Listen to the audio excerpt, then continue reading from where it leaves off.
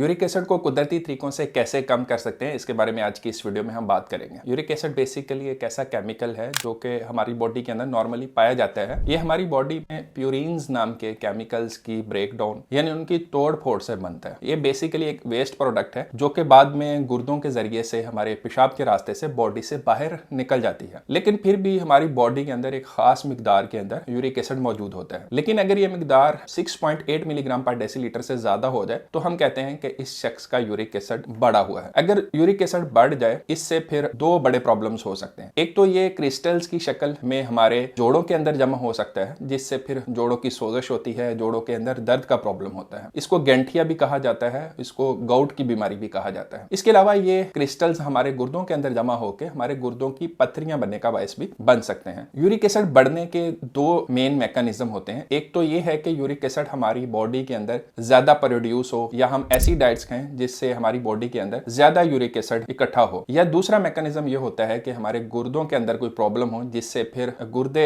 इस uric acid को बाहर ना निकाल सकें, उससे भी फिर बॉडी के अंदर यूरिक एसिड इकट्ठा हो सकता है। अब बात कर लेते हैं कि वो कौन सी ऐसी डाइट्स हैं जिनके इस्तेमाल की वजह से हमारी बॉडी के अंदर यूरिक एसिड बढ़ता है, और एक ऐसी डाइट के बारे में भी बात करेंगे जिसके इस्तेमाल से हमारी बॉडी के अंदर यूरिक एसिड कम भी किया जा सकता है। यूरिक एसिड बढ़ाने वाली अगर डाइट्स की बात करें तो उसमें जो सबसे top of the list diet है वो रेड मीट है, सुरख गोश्त है, जो कि बड़े या छोटे गोश्त में, बीफ और मटन के गोश्त में पाया जाता है। रेड मीट के ज्यादा इस्तेमाल से देखा गया है कि ये बॉडी के अंदर प्यूरिन्स को बढ़ाती हैं, जिससे फिर उनकी टूट फूट होने के बाद बॉडी के अंदर यूरिक एसिड का लेवल बढ़ता है। इसके अलावा कलेजी गोश्त के अंदर एक ऐसी चीज है जिसके इस्तेमाल से भी यूरिक एसिड बढ़ता है। कलेजी के अंदर आयरन होता है। हम अक्सर मरीजों को रिकमेंड करते हैं जिनको खून की कमी होती है, फुलाद की कमी होती है, कि वो कलेजी का इस्तेमाल करें। लेकिन जिन लोगों को यूरिक एसिड का प्रॉब्लम होता है उनको कलेजी खाने से परहेज करना चाहिए। इसके अलावा फ्रुक्टोज कॉर्न सिरप एक ऐसी डाइट है जिसके इस्तेमाल से हमारा यूरिक एसिड बढ़ता है। फ्रुक्टोज कॉर्न सिरप जितने भी किस्म के कोला ड्रिंक्स हैं उनके अंदर पाया जाता है। इसके अलावा जितने भी आर्टिफिशियल जूसेस बनाए जाते हैं उनके अंदर भी इसको शामिल किया जाता है। इसके अलावा जो आइसक्रीम है उसके अंदर भी इसको शामिल किया जाता है। तो इसके इस्तेमाल से भी यूरिक एसिड बढ़ता है। अगर सब्जियों की बात करें तो पालक, मटर और गोभी ऐसी सब्जियां हैं जिनके इस्तेमाल से बॉडी के अंदर प्यूरिन्स की मिकदार बढ़ने से आपकी बॉडी के अंदर यूरिक एसिड बढ़ सकता है। इसके अलावा दालों के बारे में भी कहा जाता है कि इनके इस्तेमाल से बॉडी के अंदर यूरिक एसिड की जो मिकदार है वो बढ़ती है। लेकिन दालों का अगर मुनासिब इस्तेमाल किया जाए तो इससे बॉडी के अंदर यूरिक एसिड का लेवल ज्यादा नहीं बढ़ता। इसके अलावा जो हाई फैट डेयरी प्रोडक्ट्स हैं जैसे कि दूध है, दही है, इनके अंदर अगर बलाई ज्यादा हो, फैट का कंटेंट ज्यादा हो तो इसके इस्तेमाल से भी